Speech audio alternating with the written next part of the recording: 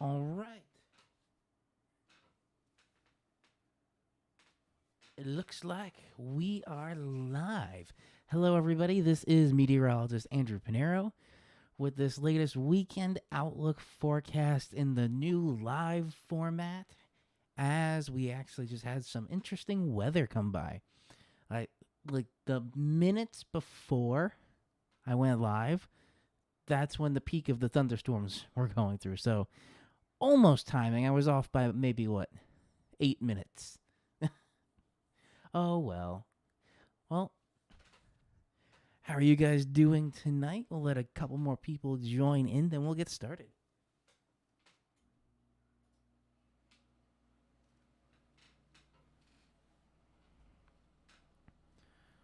And I don't believe you guys are hearing. I have the air conditioner behind me running, and it's doing pretty well. With this microphone's doing pretty well blocking that or preventing it from getting in the audio. Like I don't even see it coming up in the audio levels in the software right now.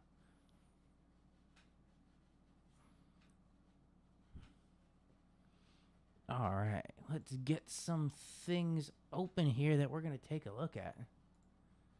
And obviously, we're going to look at some radar first and foremost, too.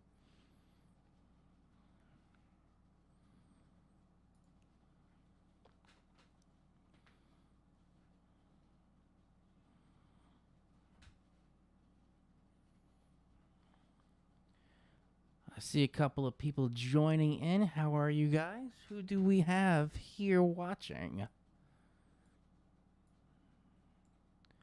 Just getting the radar scope up and ready, and then I'll show you something interesting. Okay. Yep, there it is. We actually have some severe thunderstorm warnings still more north into like Vermont and Maine, but that's about it.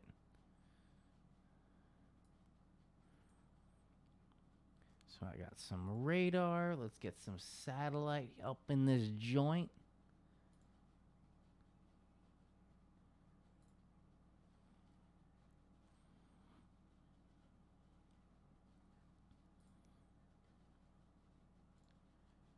And then we're going to go into some of the Storm Prediction Center stuff.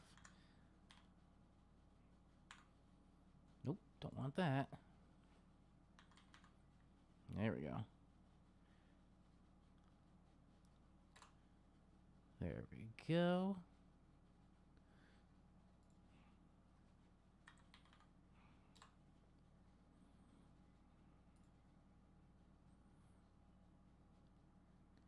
Then we're going to end with some forecast models.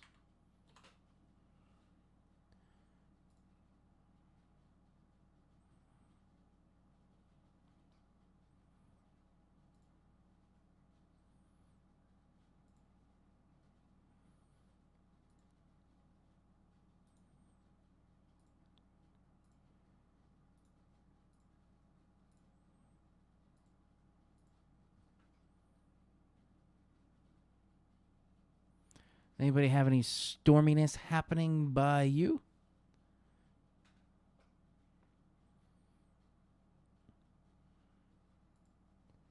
Almost there.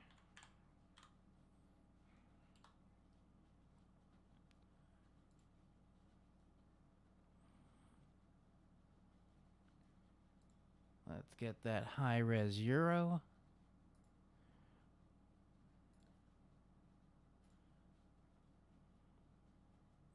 Okay. Now, before I switch the cameras, the camera view, just want to see. Good, the stream's looking pretty solid. One new thing, I'm not sure if you've seen it yet down here, but my wireless keyboard that I was talking about finally came in. You can see it's kind of pulsating between off and then it goes into this like darker orangey kind of color. Now, the biggest thing for this was the old keyboard it was USB only, and the cord was very thick. It was probably about a half-inch thick cord. No, it's quarter inch. It's about a quarter-inch thick cord, and it had two USBs coming off for computers that don't have USB 3.0. Because yes, we're going back 5 years from when I had that keyboard, which not every computer then had USB 3.0. So any computer that had USB 2.0, it had a USB port and then an extra power port because it needed that much power. So it had a pretty thick cord. And the only issue was that extra power USB just kept dangling because I didn't need it because all this has USB 3. And the cord itself was heavy and kept pulling. And also, even though it was the keys themselves, the same number keys, this is much more compact. The other thing I like with this one specifically, this is from a company called Keychron K2. It has multiple modes, and there's switches on the side. So it does have USB Type-C, and it has a switch to go from Bluetooth to off to USB over cable. So I can use this without using the battery in cable mode, and it just plugs in. So if you're doing some very intense gaming competitions and you don't want any Bluetooth issues, you can use cable mode. Then it also has a switch for Windows and Mac. So on the stream side over here, I have my laptop set up. And that is when I'm normally working throughout the week. I use this keyboard because I actually like this keyboard. This is my favorite keyboard that we've had.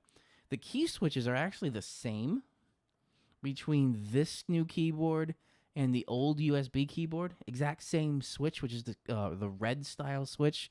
Cherry MX Red, except not Cherry is the brand, but the red style switch is the same. I wanted to keep it the same feeling. So that is the new keyboard. Like the mouse, I don't know, because the mouse cord is small. And I don't know if I necessarily need a wireless mouse. I'm probably going to keep this one till it goes because this mouse is 5 years old as well. I got that keyboard and mouse 5 years ago when I built my first gaming computer.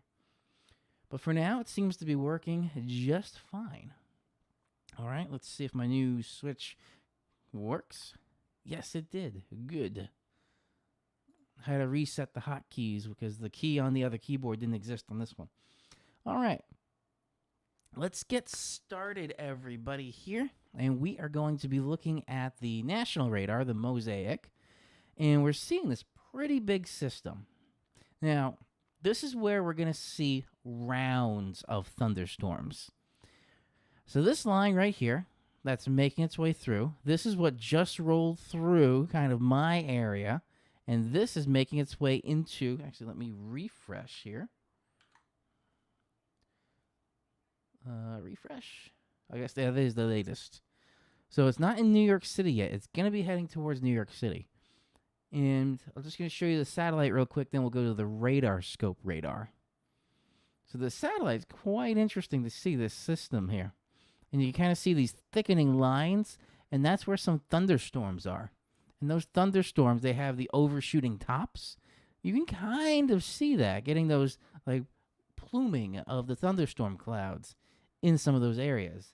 So let me get a little bit of a closer look inside here.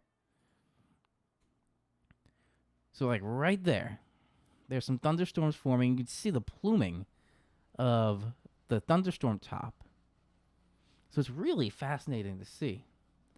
And that's the visible. But as we start getting darker, there's still quite a bit of light out there. So that's why we can still use the visible satellite. But once we get into the shortwave here, we can still see the shortwave infrared. We can still see that thunderstorm right there making its way through. And then when we go to long wave, you can see that thickening of the clouds with those tops coming out there. All right, so that's what the satellite looks like. Let's go now to the radar scope here.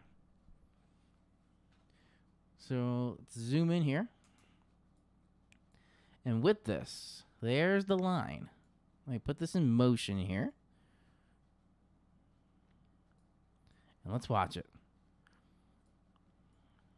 So remember from the satellite, there was that. That is what is being shown on the satellite as the bigger thunderstorm. Although here, I don't see anything in lightning in northern New Jersey. Going into the Hudson Valley, there's a couple lightning strikes there. So that's with the Mount Holly radar. Let's switch to right here, Long Island. And you can see it's just not in New York City just yet. Here's Manhattan. There's New Jersey. This is the Hudson River. And there is Manhattan. So Manhattan's going to get that very shortly. So if anybody in New York City is at a higher level, you can see these thunderstorms coming to you if you look just due west. If you look straight west, if you're in New York City at any spot, then you'll be able to see that. And there just really wasn't too much lightning strikes with this.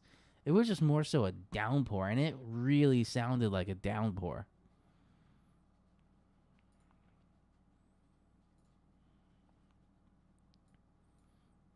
So I move back here just because we can see a little bit more of this first line. And you can see there right in here. So we have west of Philadelphia. Hail size. So there's actually reports of hail. Half-inch hail. I don't remember if that's nickel or... I think that's nickel. Because quarter size hail is 1 inch. A quarter is 1 inch. I'm not sure. I think that's nickel.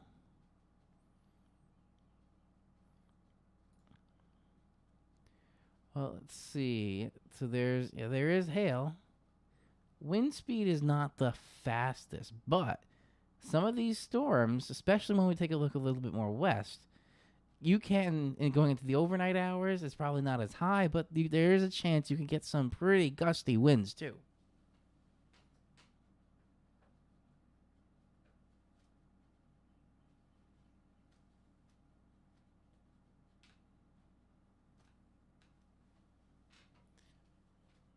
Oh, it went down.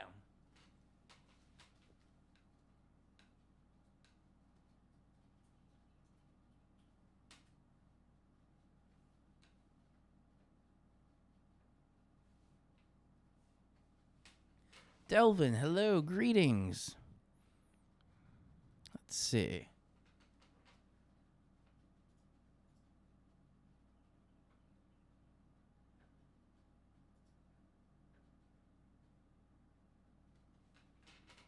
Ah, Joe Chaffee's live right now too, I see.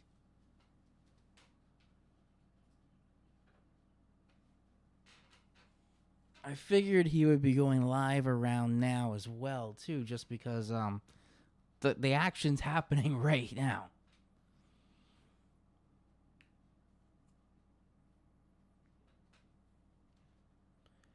Am I still streaming? Looks like I'm still streaming. I can't see it on the other computer though.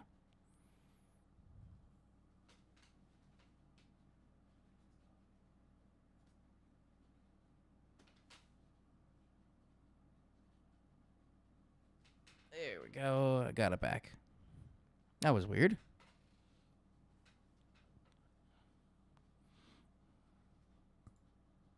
Okay. So let's go a little bit more west here. And here we don't see like one contiguous line, but we do see a lot of little like popcorn style thunderstorms.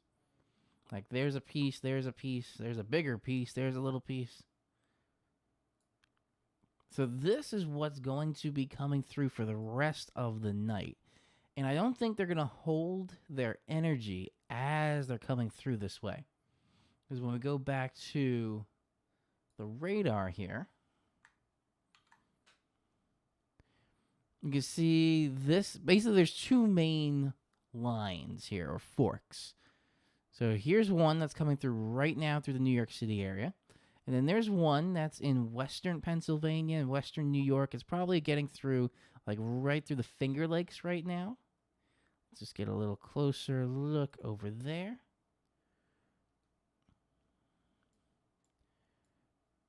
let's go up this way and take a peek at the Binghamton radar.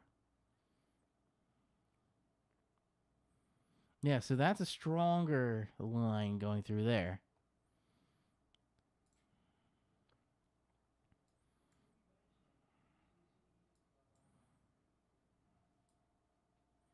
So all of this is, it will be heading east or northeast to just northeast.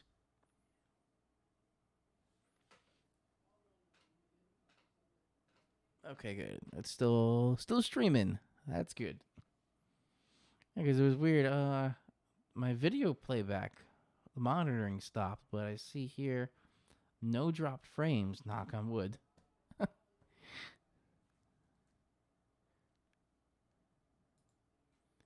All right, so that's what's happening right now.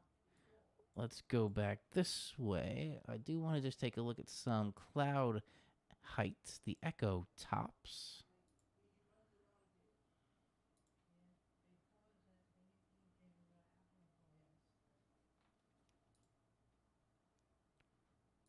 All right, let's take a look at some of these echo tops here. All right, so we are getting, it looks like into the second in some of those spots. Like there on the satellite, that was that bigger system. And that was getting, it looked like, into the 30, 31 to about 40,000 feet. And I've always said 40,000 feet and greater with the echo tops, that has enough energy to produce a tornado. But you need a couple other ingredients, and one of those ingredients is shear. So let's take a look at some reflectivity, which I really don't think there's going to be any tornadic activity. Velocity, so that's what I meant. What is this? Super res spectrum width. I haven't used this one before. Okay, what is the legend in?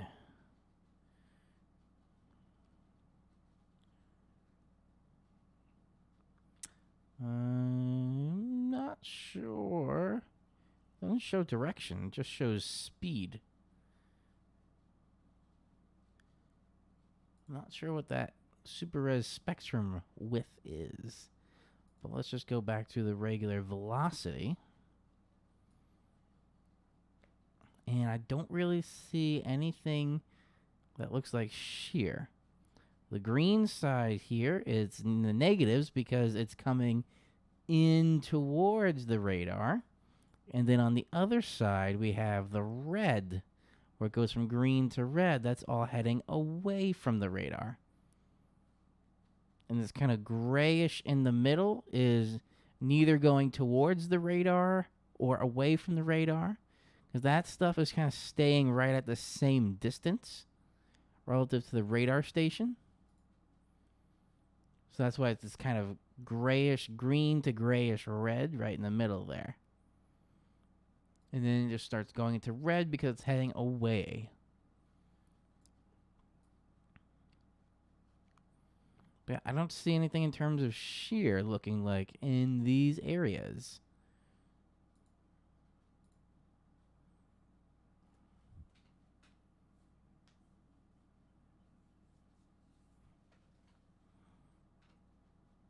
Okay. So that's what's going on right now. Let's head back here. Let's see if there's anything new. There's the slight risk. And if you look very closely, the slight risk doesn't extend to all of the tri-state region there. It really is northwest New Jersey, most of upstate New York, except the Hudson Valley and looks like Westchester, Putnam, and then just really Vermont, and that's about it. So yeah, we had some thunderstorms, nothing really severe, but there was that potential. So Raymond, I don't know if you are here. I know we were talking about that at one point.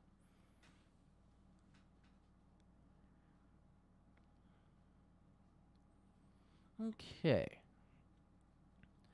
Weather Prediction Center looking at the service analysis from 21Z. There's the cold front, so this is still before. This was from 3 hours ago. So in the course of the 3 hours, that cold front has pretty much moved closer into this area. So that's what's happening out there. Now let's just take a last little bit of a look at the forecast model. So on the tropical tidbits site here, this is not reflectivity like we saw with the radar. This is just solely 6-hour average precipitation rate. So we're not really seeing too much, because since this is a 6-hour average, if you have one downpour that gives you like a half inch of rain, and then over in 20 minutes, and then the next 6 or 5.5-ish hours, you have nothing, it averages out.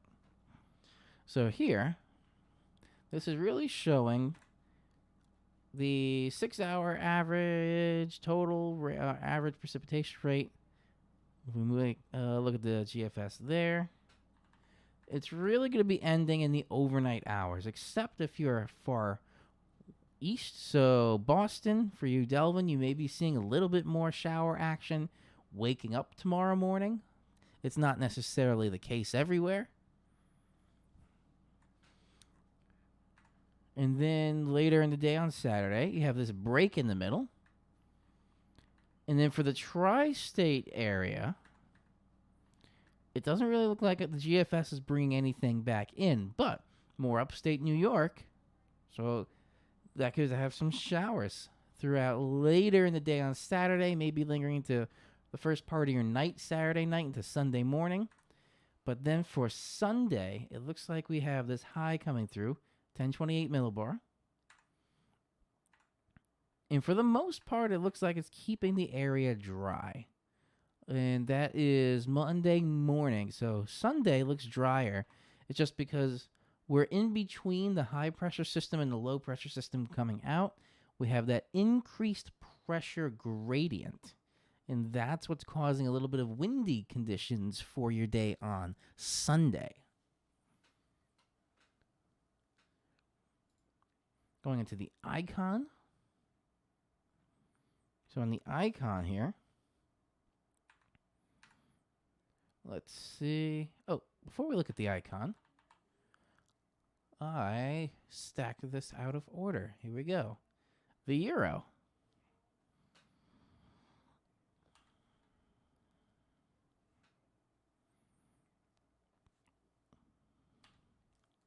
So again, it looks like this is ending by tomorrow morning. Let's see. So Sunday, the euro has less on it on the rain side for Sunday, but it still has that increased pressure gradient here.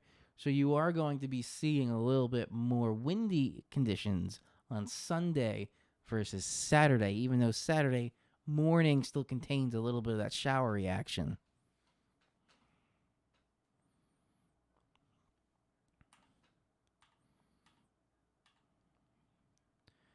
And it looks like that high moves in closer, and that is going into Monday morning.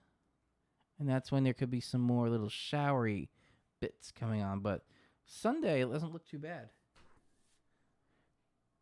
And Monday is June 1st. Boy, we're already halfway through the year, going into June. All right, now we'll take a look at the icon here.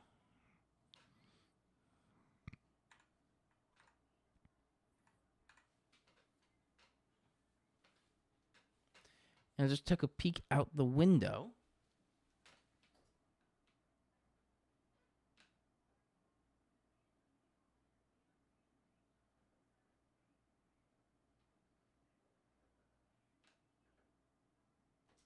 Give me 1 second.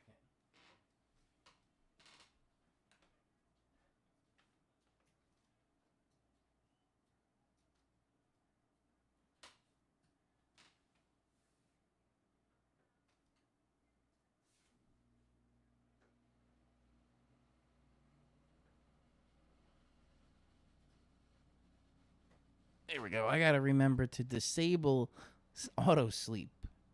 I think I have it set to 10 minutes, so if I don't touch that computer for 10 minutes, it just goes to sleep. What I was trying to look at was the temperature in here. The air conditioning, kind of nice the way I have it set. And I took a look out the window there while I was turned the other way, and it looks just dark and gray. Not like stormy gray, just like an overcast gray. We still got a little bit of light left, even though technically I think it's past sunset. Delvin, do you know our sunset times for today?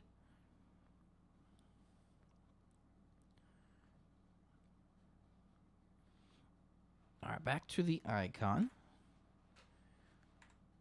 So it's showing about the same thing. Maybe some lingering showers if you're more east into the area. The Twin Forks of Long Island. Rhode Island there. A little bit into Massachusetts.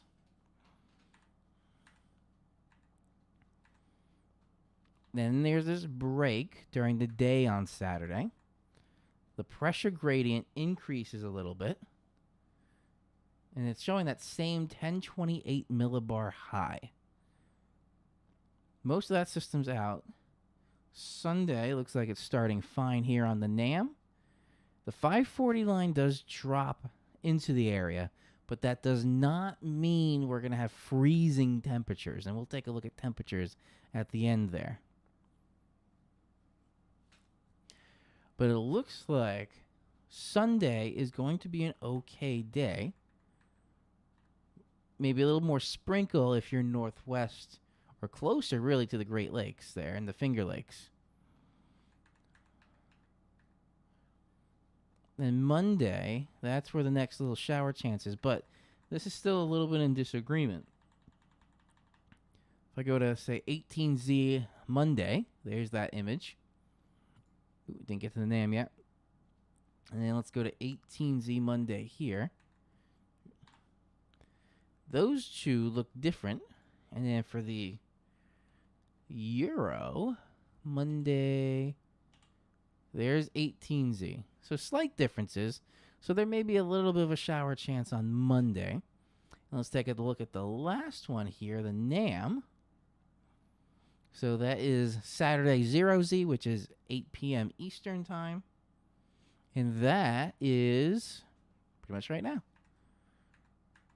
So this is actually behind. The NAM did not forecast the timing on this pretty well at all. The NAM was behind.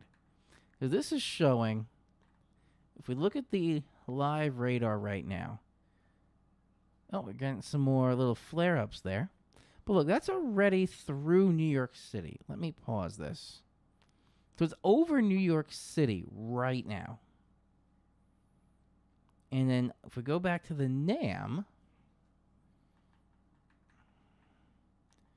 it kind of doesn't even hit New York City, but the line that would show it to hit New York City is 6C. So it's actually about 6 hours behind. 8:12 in Boston. So we're almost at sunset, looks like, Delvin.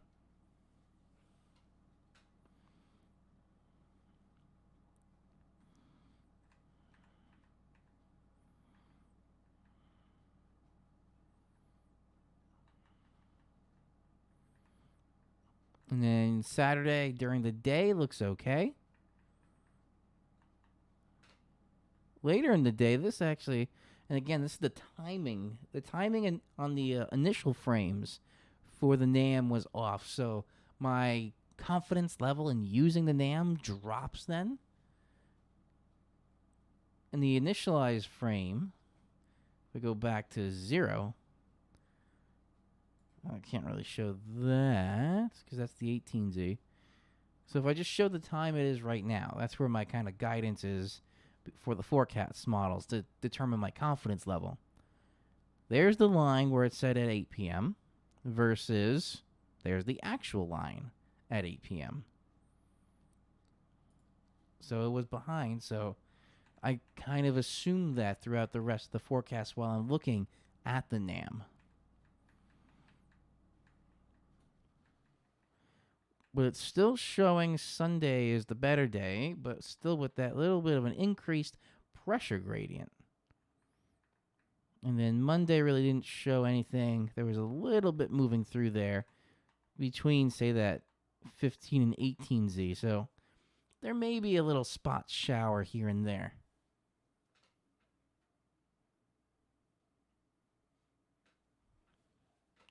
Okay.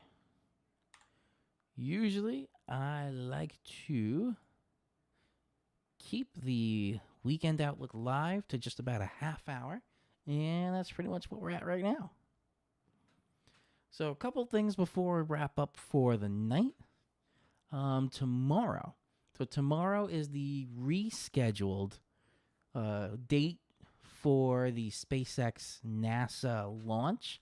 And I have the event on my YouTube channel set already. So tomorrow at 3 p.m., I will be going live, and we're going to have a big watch party. I'm going to have invited a bunch of people to join in as well so we can watch it live.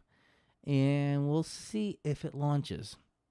And that's going to be the last little appendix part of this stream, is now that we've spent a half hour looking at our weather, we'll spend a little bit of time looking at the weather for Cape Canaveral. So let me get that up and move the forecast models, and then we'll take a look at that. So let's go to the southeast. Let's change these regions. Southeast.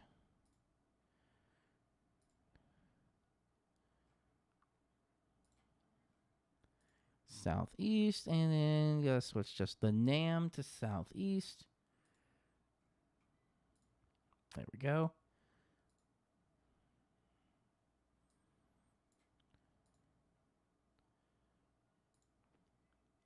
Okay.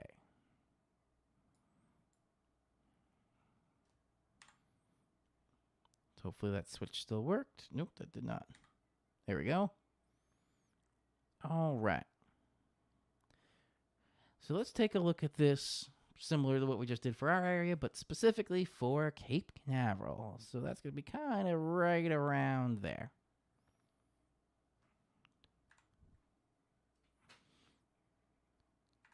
So let's see, we got 12Z. Now the launch tomorrow is 3:22 p.m. Eastern Daylight Saving Time. Here's 2 p.m. That is the issue between these. That's why I'm going to look at the NAM, even though I know the NAM now from comparison is off. I just want to see what it's showing, because these are average precipitation rates, again, over 6 hours, not reflectivity, what the radar would see. But there is still, on the GFS here, that chance of some rain. And then we'll look at the sounding now, too. So it's kind of right about there. Let's see. Okay. Surface base Cape, 742. So there's some dumb Cape in there. That means that the ingredients are there for a thunderstorm. Relative humidity 300 to 850 millibars, 90%. It's humid. I'm glad I'm not in Florida right now, because it won't be feeling too pleasant. Let's just check a little bit more south here. And here, it spiked up. There we go. Over 1,000 joules per kilogram of Cape. So that's surface base, mean level, and most unstable. That's the issue, because the most unstable is the surface. Now, I don't know where to look for the one criteria that scrubbed the mission on Wednesday was electrical activity in the atmosphere. So that I actually don't know where to look for. So I will try and do some research to see if I can find out what the forecast or what live electrical activity is in the atmosphere. But that was the one thing that stopped the launch at 17 minutes until takeoff. It was a good run up until there. I know 45 minutes they got a weather briefing, or minus 45 minutes they got a weather briefing, and they did give a final go for that. And then it was just at the end, the lightning electrical activity went down.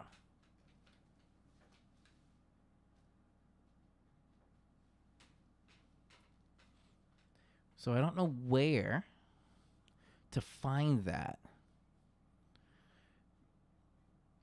But in terms of Cape, it's there. So that was south of Cape Canaveral.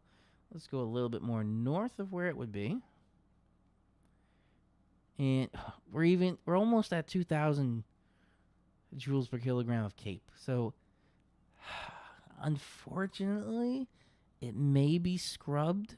I hope it's not like at the 10-minute mark, because that was so much buildup. If at 45 minutes, okay, we'll talk about that at the end once we look through all of the forecast models. Now, we don't know if no sounding data. So it looks like it's similar setup on Pivotal Weather, but it doesn't have the point to click for sounding data. But let's still take a look at this. Where are we? That's 6Z. 18Z. And what is this? Precipitation rate, inch per hour. So this is per hour precipitation rate. It's really spotty just because I don't know. I can't pinpoint exactly where Cape Canaveral is, somewhere around here. But maybe there's a storm there and there, but not there, and they'll be fine. They also have to look out east. Because if during liftoff something goes wrong and they have to do the escape maneuver takes them into the Atlantic Ocean. So if Cape Canaveral's right about here and you go due west or due east and there's storms there, that's also a factor that happened on Wednesday. The escape maneuver path, the trajectory was not clear. So let's go to the icon now. And let's go to that time. So that's 12, 15, 18Z. It just kind of pops up. I'm still thinking it's, again, like that 40 to 50% chance of favorable conditions. So taking the emotion side out of it, I'm going to say they're not going to launch tomorrow. I would love it. So that's where putting my own opinion is, or emotional opinion. But from a meteorological standpoint, I would probably say they are not going to launch. We still have one more forecast model, but let's take a look.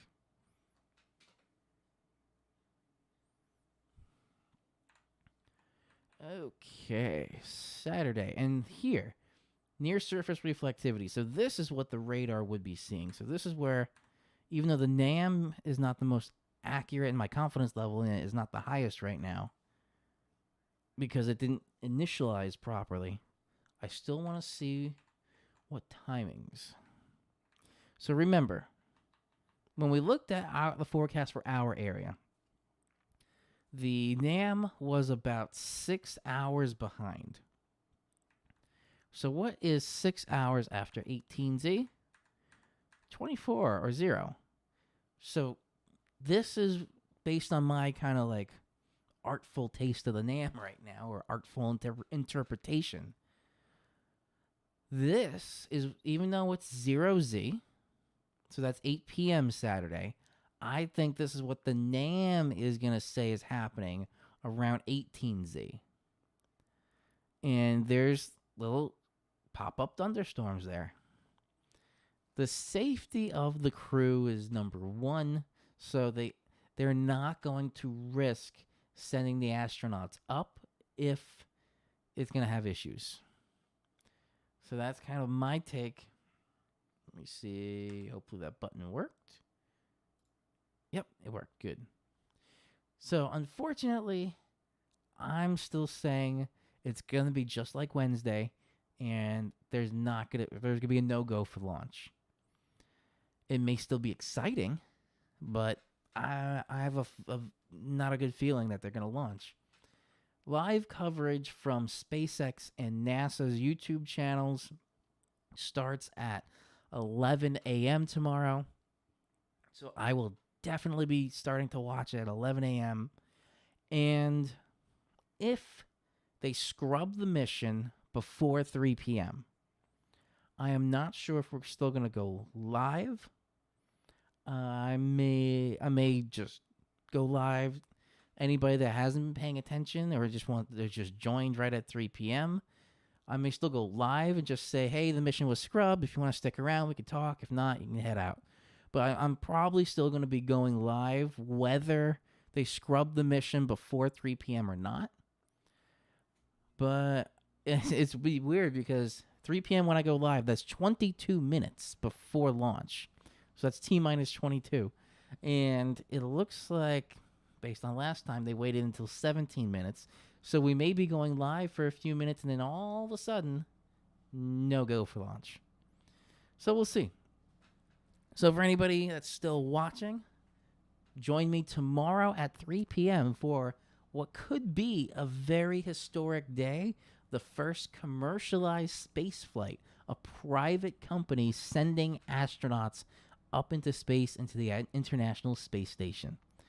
So if you can, join me at 3 p.m. tomorrow. I'll be going live then.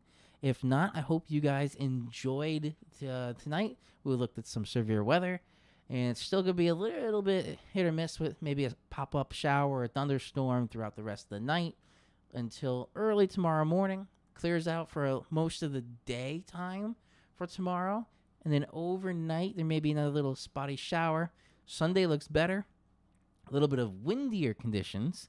Then overnight Sunday into Monday, maybe again a little spot shower. And then that little afternoon time, some of the forecast models were indicating that there could be something there. It's just we are not 100% sure on that. All right, so I hope everybody had a great night. If you're brand new to the channel, feel free to hit that subscribe button down there. And then the little bell icon right next to that so you get notified whenever I upload a video or I go live like this. So I'm going to try and stick to this kind of regular schedule of 2 lives and 2 uploads per week. It may become 2 lives and 3 uploads, or 1 upload. But I'm going to try and stick to Mondays or something special. This coming week, that would probably be tomorrow would be the special day. And then Thursdays, I'm going to try and reserve again for the Full Throttle Thursday. I had yesterday my car special for 3-year anniversary with my car, my WRX. Coming up, I'm going to have a special on quarantine maintenance while we're not using our cars. It's not good to let them just sit for months and months on end. So what should you do during an extended period of time that you're not using your car? Well, we'll talk about that. All right, have a great rest of your evening, everybody. Thank you all for joining. This is meteorologist Andrew Pinero. Please stay safe, and I will see you all in that next video.